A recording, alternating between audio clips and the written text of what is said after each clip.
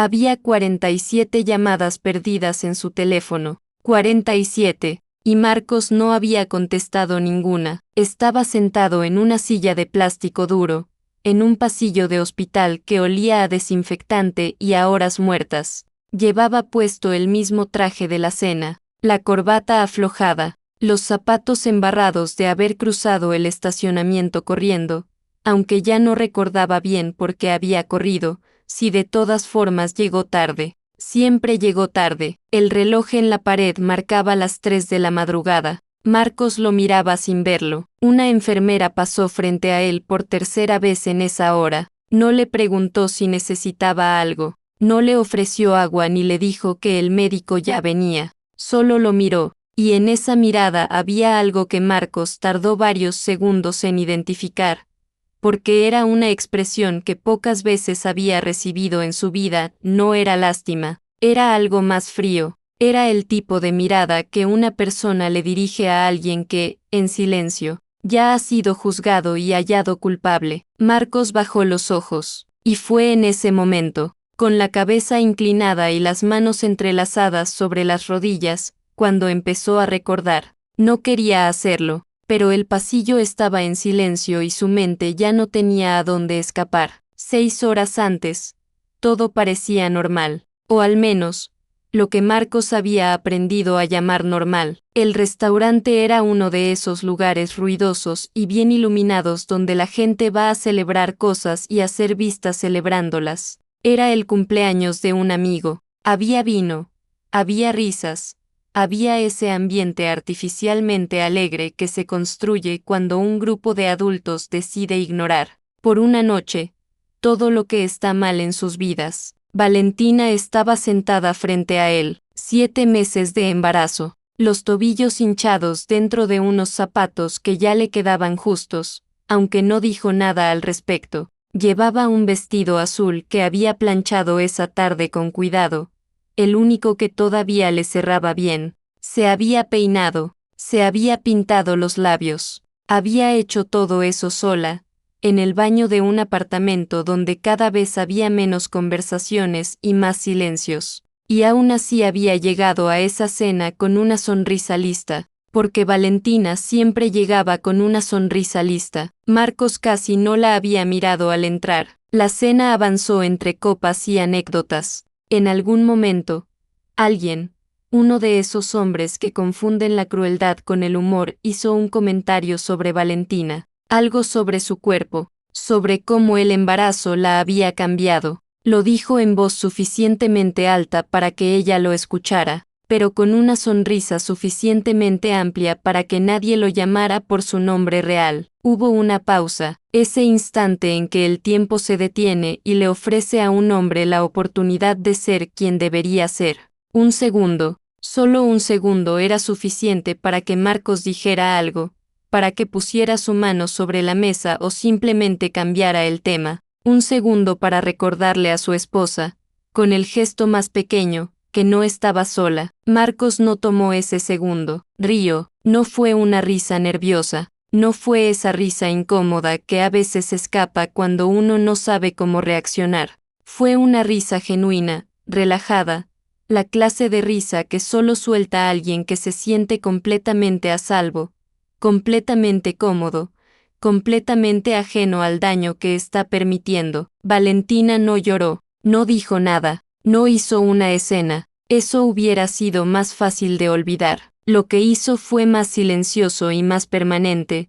Dejó su vaso de agua sobre la mesa con una calma que daba miedo. Tomó su cartera, se puso de pie con esa lentitud que impone un cuerpo de 7 meses de embarazo, y caminó hacia la salida sin mirar atrás. Nadie en la mesa dijo nada. Marcos tampoco. Siguió en la cena 20 minutos más. 20 minutos. Después sintió algo que no supo nombrar del todo, algo parecido a la incomodidad, y salió a buscarla, pero Valentina ya no estaba. La calle estaba vacía y fría, como suelen estar las calles de octubre a las 9 de la noche. Marcos llamó una vez, 2 veces, mandó un mensaje que decía, ¿dónde estás?, con ese tono que tienen los mensajes escritos por alguien que todavía no entiende que fue él quien se perdió, no ella. No hubo respuesta. Regresó a la cena, y ahora estaba aquí, en esta silla, en este pasillo, con 47 llamadas perdidas en la pantalla y los zapatos embarrados y esa enfermera que lo miraba, como si ya supiera todo lo que él todavía se negaba a admitir. Entonces, apareció el médico al fondo del corredor. Caminaba con esa cadencia particular que tienen los médicos cuando llevan noticias que pesan. Marcos lo vio acercarse y sintió algo que hacía años no sentía con tanta claridad: miedo. No el miedo pequeño del día a día, sino el otro, el miedo grande, el que aparece cuando finalmente uno comprende que hay cosas que no se pueden deshacer. El médico se detuvo frente a él, lo miró, y antes de que dijera una sola palabra, Marcos ya supo que algo en su vida había terminado para siempre esa noche. Todavía no sabía exactamente qué, pero lo supo, como se saben las cosas que siempre estuvieron ahí, esperando a que uno dejara de mirar hacia otro lado. Para entender lo que pasó esa noche de octubre, hay que entender de dónde venía Marcos, no como excusa, sino como contexto, porque las personas no se convierten en quienes son de la noche a la mañana, se van construyendo, ladrillo por ladrillo, con todo lo que vivieron y todo lo que nadie les enseñó a procesar. El padre de Marcos era un hombre que llenaba cualquier habitación en la que entraba, alto, seguro, con esa clase de presencia que hace que la gente lo mire sin saber bien por qué. En público era encantador. Sabía escuchar, sabía hacer reír, sabía decir exactamente lo que cada persona necesitaba oír. Pero en casa era otra cosa, no era un hombre violento, eso es importante decirlo. Nunca levantó la voz de manera que los vecinos pudieran escuchar, nunca rompió nada. Su crueldad era más sofisticada que eso. Era del tipo que se ejerce con palabras elegidas con cuidado, con silencios calculados, con miradas que decían qué decepción eres sin necesidad de articular una sola sílaba. Cuando Marcos tenía 8 años y se lastimó en el parque y empezó a llorar, su padre no lo consoló. Lo miró desde el banco donde estaba sentado y le dijo, con total tranquilidad: los hombres no hacen eso en público. Marcos se limpió las lágrimas con el dorso de la mano, apretó los dientes, y aprendió la primera lección de muchas: sentir era una forma de fallar. Con los años, esa lección se fue refinando. Aprendió que la vulnerabilidad era peligrosa, que mostrar que algo te importaba demasiado era darle a alguien un arma. Aprendió a construir distancia emocional como otros construyen muros, pacientemente, metódicamente, con la convicción de que ese muro era protección y no prisión. Para cuando Marcos llegó a la adultez, ya era muy bueno en eso, exitoso en su trabajo, sociable con sus amigos, capaz de sostener conversaciones profundas sobre casi cualquier tema sin revelar absolutamente nada de sí mismo. Era el tipo de persona que parece estar muy presente y en realidad no está en ningún lado. Valentina, en cambio, venía de un mundo completamente distinto. Su madre la había criado sola desde que Valentina tenía 5 años. No había drama en esa historia, no había abandono ni tragedia evidente. El padre simplemente se había ido, con la misma naturalidad con que algunos hombres se van, como si la paternidad fuera opcional y él hubiera decidido no ejercerla. Su madre nunca habló mal de él, tampoco habló bien, simplemente siguió adelante, con 2 trabajos y una dignidad que Valentina absorbió sin que nadie se la explicara. Creció viendo a una mujer que amaba con acciones, no con palabras, que demostraba el cariño llegando a tiempo, cumpliendo lo prometido, estando presente en los momentos pequeños que a la larga son los que importan. Valentina aprendió que el amor se mide en consistencia, en aparecer, en quedarse, y quizás por eso, desde muy joven, Valentina había tenido una tendencia particular: sentirse atraída por las personas que necesitaban algo, no de manera consciente, no con la intención de salvar a nadie. Era más sutil que eso. Había algo en las personas incompletas que le resultaba familiar, casi cómodo, porque en el fondo completar a alguien se sentía igual que amar. Cuando conoció a Marcos, tenía 28 años y él 31.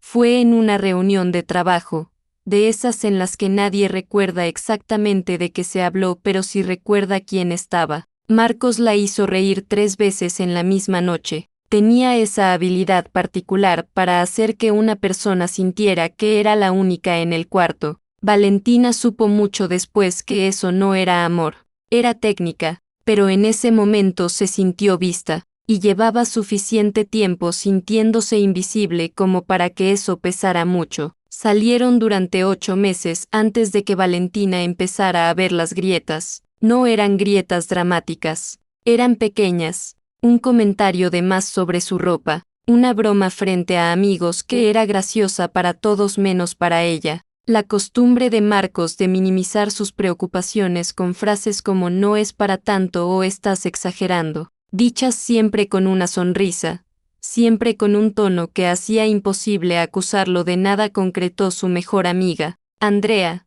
Fue la primera en decirle algo directamente. Le mostró mensajes, capturas de conversaciones en las que Marcos, hablando con un amigo, se refería a Valentina con una ligereza que dolía, no con odio. Eso hubiera sido más claro. Era algo peor, indiferencia disfrazada de humor. Hablaba de ella como quien habla de algo que posee pero no valora del todo. Valentina leyó esos mensajes una vez. Los leyó con calma, y luego hizo algo que Andrea no esperaba, los devolvió el teléfono. Tomó su café, y dijo, ya sé cómo es. Pero creo que puede cambiar. Andrea no respondió. Conocía suficientemente bien a su amiga para saber que no había nada que decir en ese momento. Valentina no estaba ciega, estaba eligiendo, y a veces las personas eligen cosas que no les convienen porque en ese momento ese riesgo se siente más tolerable que la alternativa. Se casaron un año después. Los primeros meses fueron buenos, o al menos tuvieron suficientes momentos buenos como para sostener la ilusión de que lo eran. Marcos era capaz de ternura cuando se sentía seguro, cuando no había nadie mirando, cuando bajaba la guardia lo suficiente para ser simplemente humano. En esos momentos, Valentina veía al hombre que creía que estaba ahí adentro, esperando ser encontrado, pero esos momentos se fueron espaciando, y cuando Valentina quedó embarazada, algo en el equilibrio frágil que habían construido se movió de una manera que ninguno de los dos supo manejar. Marcos no reaccionó con alegría. Eso fue lo primero. Valentina guardó el resultado de la prueba durante 2 días antes de contárselo, preparándose, eligiendo el momento, imaginando distintas versiones de cómo podría ir.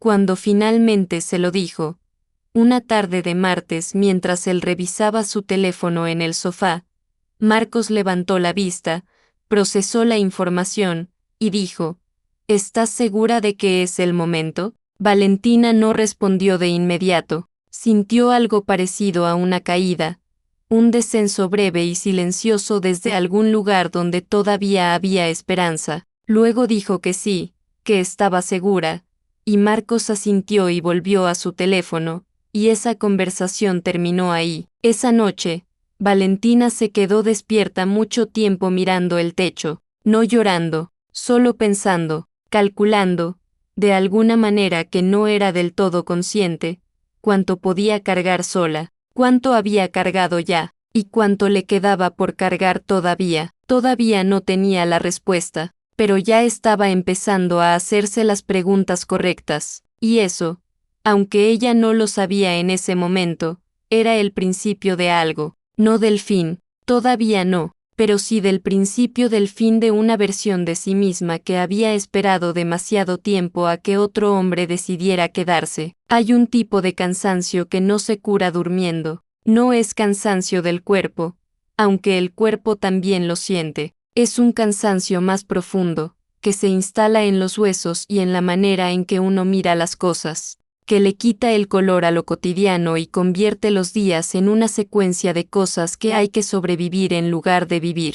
Valentina conocía ese cansancio desde hacía meses, pero en el tercer trimestre del embarazo, cuando su cuerpo ya no le pertenecía del todo y su mente tampoco, ese cansancio se volvió algo que ya no podía ignorar. Se levantaba temprano porque el sueño se había vuelto imposible. La niña se movía de madrugada, como si ya supiera que el mundo era más tranquilo a esas horas y quisiera aprovecharlo. Valentina se quedaba despierta sintiendo esos movimientos con la mano apoyada sobre el vientre, en silencio, en la oscuridad del cuarto donde Marcos dormía a su lado sin enterarse de nada, y en esos momentos, con toda la quietud de la noche alrededor, Valentina pensaba con una claridad que de día era más difícil de sostener. Pensaba en cómo había llegado hasta ahí. Marcos había perdido dinero. Eso Valentina lo había descubierto sola, porque Marcos nunca se lo dijo.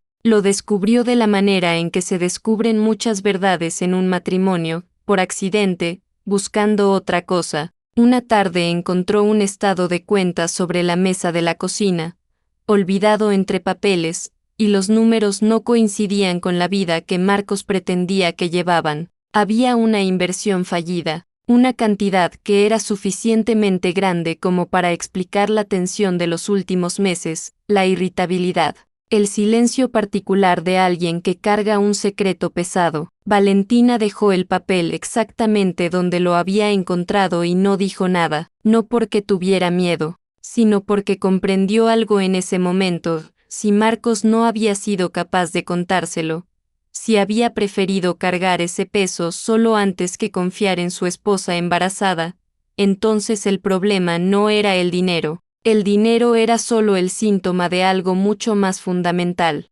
Marcos no sabía cómo pedirle ayuda a nadie, no había aprendido, y Valentina ya estaba demasiado cansada para enseñarle. Las citas médicas las siguió yendo sola. Había una doctora, la doctora Reyes, que al principio siempre preguntaba si el papá vendría. Con el tiempo dejó de preguntar. Valentina apreció ese gesto más de lo que la doctora podía saber.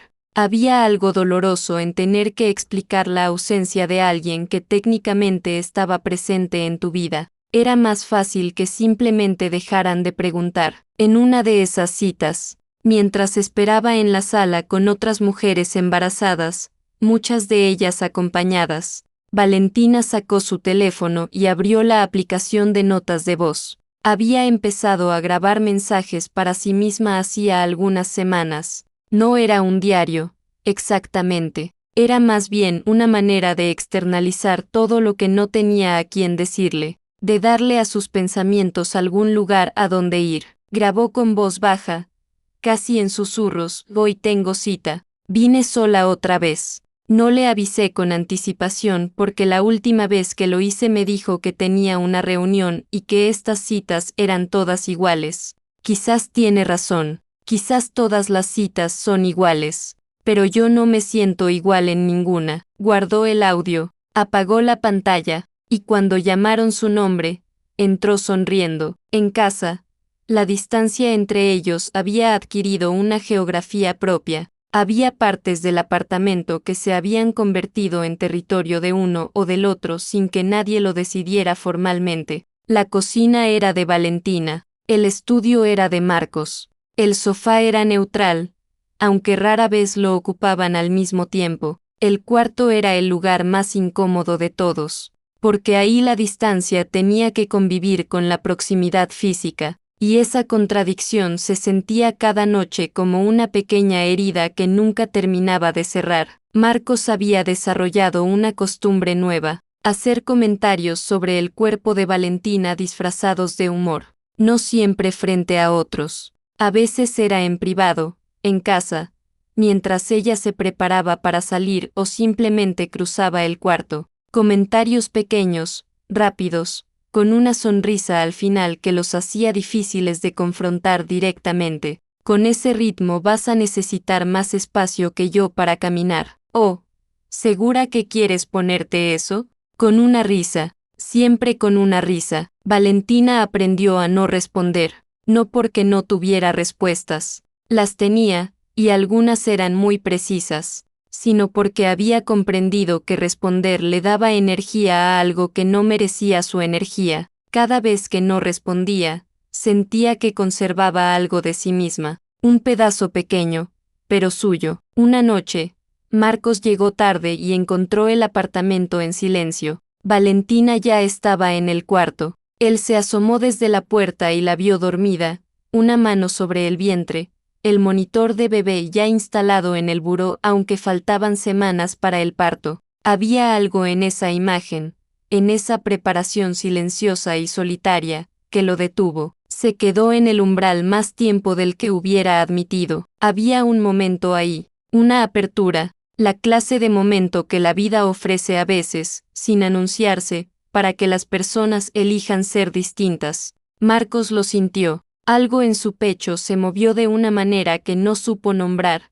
Una mezcla de ternura y culpa que era demasiado incómoda para sostenerla mucho tiempo. Fue al sofá, se durmió ahí, y Valentina, que no estaba dormida del todo, escuchó sus pasos alejarse y cerró los ojos con la quietud particular de alguien que ya lleva mucho tiempo esperando algo que sabe, en el fondo, que no va a llegar. Al día siguiente, mientras Marcos estaba en el trabajo, Valentina hizo una llamada. Habló durante 40 minutos. La persona al otro lado era una abogada, recomendada por Andrea meses atrás, cuyo número Valentina había guardado en su teléfono con un nombre diferente para no tener que explicar nada si Marcos lo veía. La conversación fue tranquila, informativa, sin lágrimas. Valentina tomó notas en un cuaderno pequeño que guardó en su bolso. Esa misma semana redactó un documento. No era una carta de despedida ni una declaración de guerra.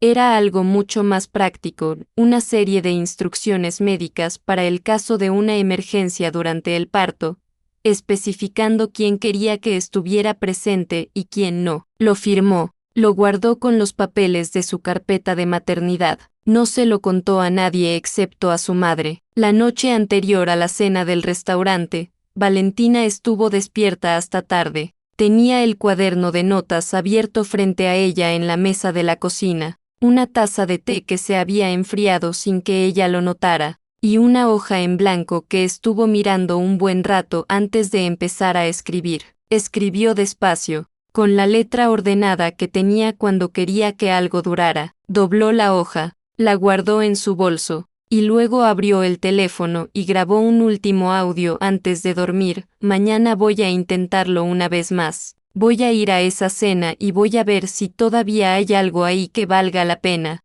No por mí sola, por ella, porque todavía no ha nacido y ya merece más de lo que yo le he podido dar hasta ahora. Apagó el teléfono, se recostó, y sin saber que era la última noche tranquila que tendría en mucho tiempo, se quedó dormida con una mano sobre su vientre y algo parecido a la paz de quien ya tomó una decisión, aunque todavía no supiera bien cuál era. El médico se llamaba Herrera. Marcos lo recordaría así para siempre, solo por el apellido bordado en el bolsillo de su bata blanca, porque fue lo primero en lo que fijó los ojos cuando el hombre se detuvo frente a él, una manera inconsciente de retrasar el momento de mirarle la cara, de escuchar lo que venía. El doctor Herrera habló con esa voz particular que desarrollan las personas que dan noticias difíciles con frecuencia. No era una voz fría, era una voz calibrada, suficientemente humana para no herir innecesariamente, suficientemente profesional para no derrumbarse junto con quien escucha. Le explicó lo que había pasado, un desprendimiento, una emergencia, una ambulancia llamada por un extraño en la calle que había encontrado a Valentina sola, recostada contra la pared de un edificio a 6 cuadras del restaurante, consciente todavía pero con un dolor que no le permitía moverse. Le dijo que habían actuado rápido, que tanto Valentina como la niña estaban fuera de peligro inmediato, pero que Valentina no había recuperado la conciencia todavía y que las próximas horas eran importantes. Marcos escuchó todo esto de pie, con las manos a los lados, sintiendo que el suelo debajo de él no era del todo sólido. Luego preguntó lo más obvio, quería verla, y fue entonces cuando el doctor Herrera hizo algo que Marcos no esperaba. No respondió de inmediato, miró brevemente hacia el lado del pasillo, y Marcos siguió esa mirada y vio, sentada en una silla al fondo del corredor, a Carmen, la madre de Valentina, una mujer pequeña, de cabello gris recogido, con las manos cruzadas sobre el regazo y los ojos fijos en Marcos desde el momento en que él la había visto. No había calidez en esa mirada, tampoco odio, era algo más sereno y más definitivo que cualquiera de las dos cosas. El doctor explicó con cuidado que había instrucciones específicas, que la paciente había dejado por escrito, con anterioridad, indicaciones sobre quién podía estar presente durante cualquier emergencia médica sin su consentimiento consciente, que esas instrucciones habían sido presentadas al personal al momento del ingreso por un familiar directo, y que, de acuerdo con esas instrucciones, Marcos no podía entrar. El silencio que siguió fue de los que pesan. Marcos tardó varios segundos en procesar lo que acababa de escuchar,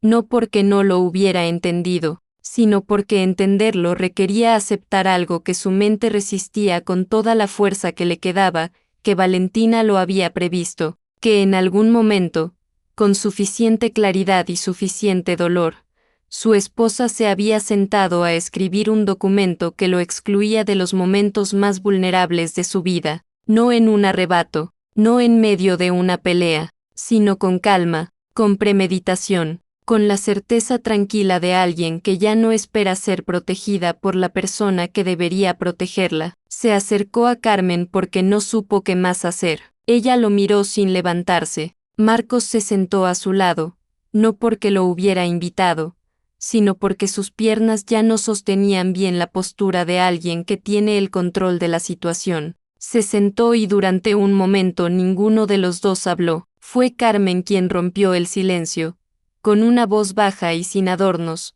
Lleva semanas preparada para esto, no para morirse, para estar sola. Marcos no respondió. Carmen abrió el bolso que tenía en el regazo, sacó una hoja doblada en 4. La sostuvo un momento entre los dedos sin entregársela, como si estuviera tomando una última decisión. Luego se la extendió a Marcos sin mirarlo. Una enfermera la encontró en su bolso cuando revisaron sus pertenencias. Me la dieron a mí, pero creo que es tuya. Marcos tomó la hoja. La reconoció antes de abrirla. Era el tipo de papel que había en el bloc de notas de la cocina de su casa, con las esquinas ligeramente irregulares de quien arranca la hoja con cuidado pero con prisa. La letra era de Valentina, ordenada, firme. La abrió. Al frente decía: necesito que hablemos esta noche. De verdad, no estoy bien. Marcos leyó esa línea 2 veces. Pensó en la cena, en la silla vacía, en los 20 minutos que se había quedado después de que ella se fue. Luego vio que había más texto al reverso.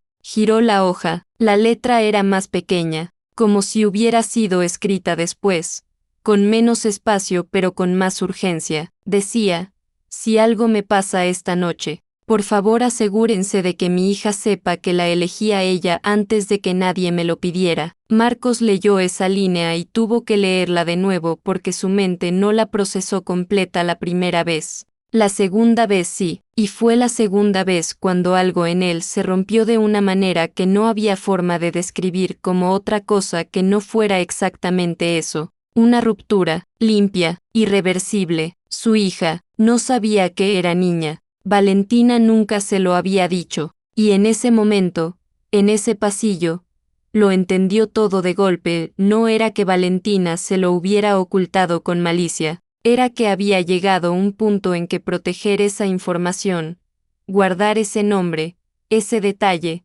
esa intimidad, era la única manera que Valentina tenía de mantener algo completamente suyo, algo que Marcos no pudiera minimizar con una broma o recibir con una indiferencia que doliera más que el rechazo abierto. Había una niña, ya tenía nombre, probablemente. Ya tenía una historia construida en la mente de su madre, semanas de conversaciones silenciosas, de manos sobre el vientre en la oscuridad de la madrugada. Ya existía completamente en el mundo de Valentina, y Marcos no había sido invitado a ese mundo, no porque Valentina no hubiera querido, sino porque él, con cada comentario pequeño, con cada risa en el momento equivocado, con cada noche en el sofá, había ido cerrando esa puerta él mismo, tan despacio que nunca había escuchado el sonido que hace una puerta cuando se cierra para siempre. Carmen lo observaba de reojo, no con satisfacción, con esa tristeza particular de las madres que vieron venir algo desde lejos y no pudieron hacer nada para evitarlo. ¿Cómo se llama?, preguntó Marcos. Su voz sonó diferente, más pequeña. Carmen dudó, no porque no quisiera decírselo, sino porque estaba midiendo si Marcos merecía escuchar ese nombre por primera vez de su boca, en ese pasillo. A las 4 de la mañana, finalmente dijo, Alma. Marcos cerró los ojos. Alma, un nombre que Valentina había elegido sola, en alguna tarde silenciosa mientras él no estaba o estaba pero no estaba, y que lo decía todo sobre la clase de mujer que era su esposa, alguien que en medio de todo el peso que cargaba había encontrado la manera de ponerle a su hija un nombre que era casi una declaración, casi una promesa, casi una respuesta a todo lo que el mundo le había negado. Se quedaron en silencio los dos durante un tiempo que ninguno midió. Afuera del hospital, la ciudad seguía su ritmo de madrugada, ajena a todo, y adentro, en ese pasillo con luz blanca y olor a desinfectante, Marcos sostenía una hoja de papel doblada en 4 y empezaba a comprender, con una lentitud dolorosa, que la historia que había estado viviendo no era la que él creía, no era la historia de un hombre al que le había tocado una esposa complicada, ni la de alguien que simplemente no había encontrado el momento de cambiar. Era la historia de una mujer que había esperado con una paciencia que no merecía, que había preparado en silencio todo lo que necesitaría para sobrevivir sin él, y que incluso en el peor momento de su vida había tenido la presencia de poner por escrito que su hija era lo primero, y él había estado en una cena, riendo. Esa comprensión no llegó como una revelación dramática, llegó despacio, como llegan las cosas que duelen de verdad, sin aviso, sin música, sin nadie que te prepare, solo la verdad, en toda su peso, instalándose para quedarse, y Marcos supo que lo que viniera después, lo que fuera que quedara de su vida cuando amaneciera, iba a ser completamente distinto a todo lo que había conocido hasta entonces. Dicen que las personas cambian, y quizás es verdad, pero hay algo que nadie dice con suficiente claridad, que a veces el cambio llega demasiado tarde para salvar lo que más importaba, que a veces uno despierta, finalmente despierta de verdad, y lo primero que ve al abrir los ojos es el espacio vacío que dejó todo lo que perdió mientras dormía. Marcos despertó, pero Valentina ya no estaba esperando que lo hiciera. Alma nació esa misma madrugada. Marcos no estaba en la sala, no escuchó el primer llanto, no vio los primeros minutos de esa vida pequeña que él había ayudado a crear, y que sin embargo llegó al mundo completamente ajena a su presencia. Se enteró por una enfermera que salió al pasillo con una expresión neutra y le dijo simplemente que la bebé había nacido bien, que pesaba 3,2 kilos, que tanto ella como la madre estaban estables. 3,2 kilos. Marcos repitió ese número en su mente varias veces, como si fuera lo único concreto a lo que podía aferrarse en medio de todo lo que se estaba derrumbando. Carmen se levantó cuando escuchó la noticia, se limpió los ojos con discreción, sin hacer ruido, y entró al pasillo que llevaba a las habitaciones sin decirle nada a Marcos. Él se quedó solo otra vez, con la hoja doblada todavía en la mano, en esa silla de plástico que ya conocía la forma de su cuerpo después de tantas horas. Afuera empezaba a clarear. Una luz gris y fría se filtraba por la ventana al fondo del corredor.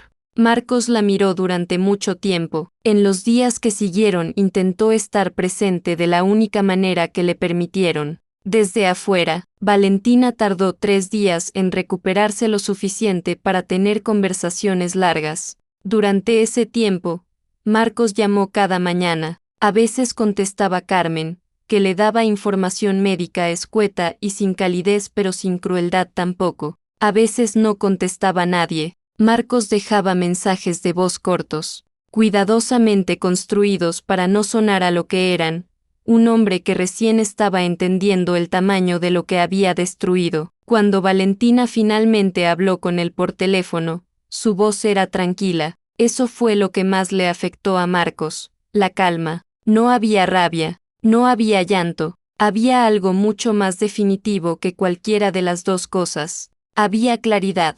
La voz de alguien que ya tomó una decisión y encontró paz en haberla tomado. Le dijo que Alma estaba bien. Le dijo que ella también estaba bien. Y luego le dijo, sin rodeos y sin crueldad, que necesitaba tiempo y espacio para pensar, y que por el momento lo mejor era que respetara eso. Marcos dijo que sí. ¿Qué más podía decir? Se mudó 3 semanas después. No porque Valentina lo hubiera pedido formalmente todavía, sino porque quedarse en ese apartamento, rodeado de todo lo que Valentina había construido sola, la cuna armada sin su ayuda, la ropa de bebé doblada en cajones que él nunca había abierto, el monitor en el buró de un lado de la cama que ahora era solo de ella, se sentía como habitar una evidencia, como vivir adentro de su propio fracaso. El apartamento nuevo era más pequeño, un segundo piso en un edificio sin ascensor, con una ventana que daba a un patio interior y una cocina que olía a pintura fresca. Marcos desempacó sus cosas en silencio, en una tarde de sábado que afuera era luminosa y adentro se sentía como cualquier otra cosa menos eso. Puso pocas cosas en las paredes. No tenía fotos que quisiera mirar. Las fotos de su boda estaban guardadas en una caja que no había abierto desde que la empacó. Las fotos de antes, de cuando eran más jóvenes y todavía no habían aprendido todo lo que estaban a punto de perder, le dolían de una manera diferente, no con nostalgia, con vergüenza. Había una sola imagen que pegó con cinta en la pared frente a su escritorio. Era una fotografía impresa en papel normal, un poco pixelada, del tamaño de media hoja. Se la había enviado alguien sin mensaje.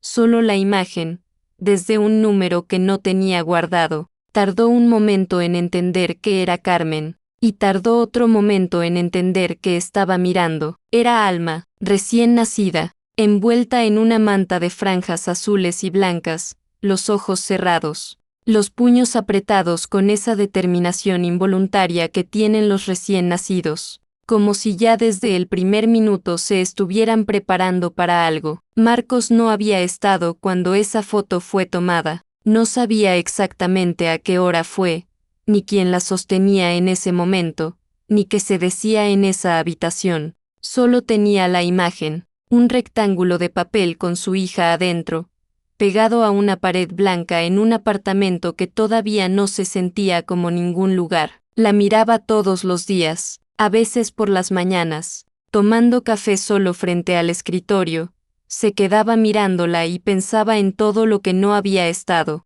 en el primer llanto, en el primer peso en brazos que nunca fue el suyo, en todas las noches de esas primeras semanas, que sabía que eran agotadoras y hermosas y aterradoras al mismo tiempo, que Valentina estaba viviendo sola, o casi sola, con su madre cerca pero sin él. Intentó escribirle una carta. Le tomó 4 borradores llegar a algo que no sonara a excusa ni a autolástima. El 5.º borrador era honesto. Reconocía cosas específicas. No generalizaba con frases como me equivoqué o no era el hombre que debía ser. Nombraba momentos, la cena, los comentarios, los 20 minutos que se quedó después de que ella se fue, las 47 llamadas. Cada una. Envió la carta por correo físico porque le pareció que una carta de papel era más honesta que un mensaje de texto, que exigía más de quien la escribía y de quien la recibía. Valentina la recibió un martes. Marcos lo supo porque Andrea, que de manera sorprendente había empezado a contestarle los mensajes con respuestas breves pero no hostiles, le confirmó que había llegado. No le dijo qué había pensado Valentina al leerla. Solo, llegó. Marcos no preguntó más. Las semanas se convirtieron en meses. Marcos empezó terapia, no con la urgencia performativa de alguien que quiere demostrar que está cambiando, sino con la lentitud incómoda de alguien que por primera vez está dispuesto a mirar cosas que lleva décadas evitando.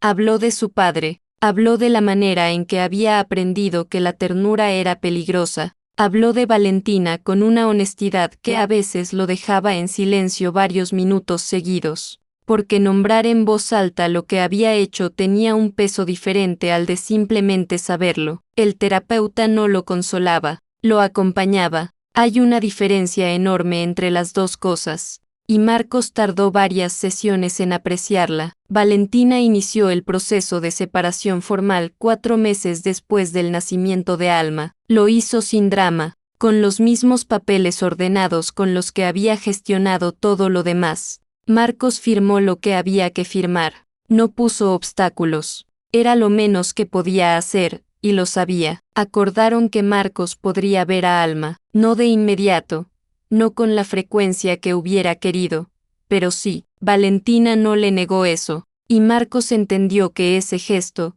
esa apertura en medio de todo el dolor que él había causado, era probablemente la cosa más generosa que alguien había hecho por él en toda su vida adulta. La primera vez que sostuvo a Alma fue un domingo por la tarde, en el parque que había a 3 cuadras del apartamento de Valentina. Valentina estaba sentada en una banca a unos metros, con un libro abierto que no estaba leyendo del todo. Carmen no había venido ese día, era solo ellos tres, en la distancia exacta que Valentina había decidido que era segura. Marcos sostuvo a su hija por primera vez con los brazos un poco rígidos, con ese miedo particular de quien no sabe bien cómo cargar algo tan pequeño y tan importante al mismo tiempo. Alma tenía 4 meses. Lo miró con esa atención seria e inexpresiva que tienen los bebés, como si estuvieran evaluando algo que los adultos no pueden ver. Marcos no dijo nada, no había nada que decir,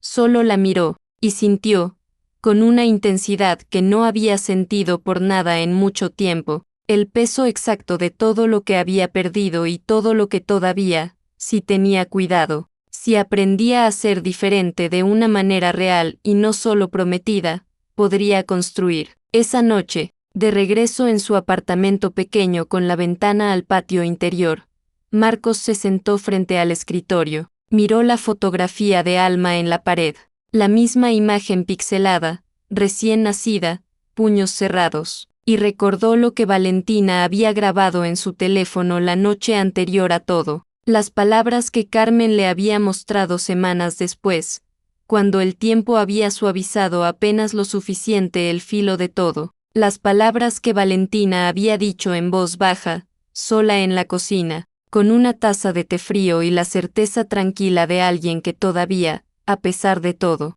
estaba dispuesta a intentarlo una vez más. Mañana le voy a dar una última oportunidad, no porque me lo merezca yo, sino porque ella todavía no ha nacido, y merece ver si su padre puede ser distinto. Valentina le había dado esa oportunidad. Marcos no la había tomado, pero había otra oportunidad ahora, más pequeña, más frágil, construida sobre las ruinas de lo que él mismo había destruido. No era la oportunidad de recuperar a Valentina, eso ya lo sabía.